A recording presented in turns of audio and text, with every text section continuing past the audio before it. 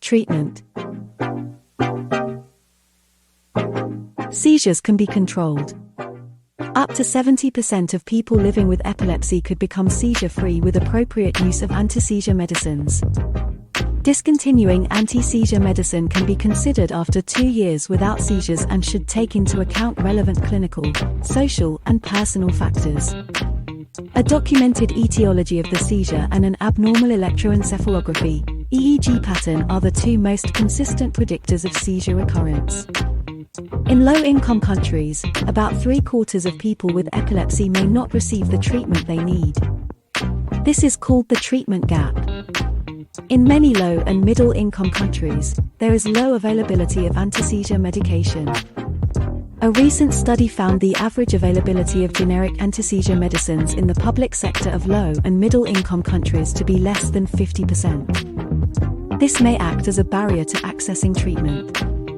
It is possible to diagnose and treat most people with epilepsy at the primary healthcare level without the use of sophisticated equipment. WHO pilot projects have indicated that training primary healthcare providers to diagnose and treat epilepsy can effectively reduce the epilepsy treatment gap. Surgery might be beneficial to patients who respond poorly to drug treatments. Prevention. An estimated 25% of epilepsy cases are preventable. Preventing head injury is the most effective way to prevent post-traumatic epilepsy.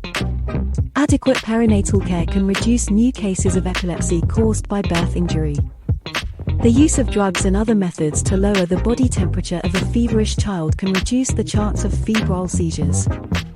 The prevention of epilepsy associated with stroke is focused on cardiovascular risk factor reduction, e.g. measures to prevent or control high blood pressure, diabetes, and obesity, and the avoidance of tobacco and excessive alcohol use.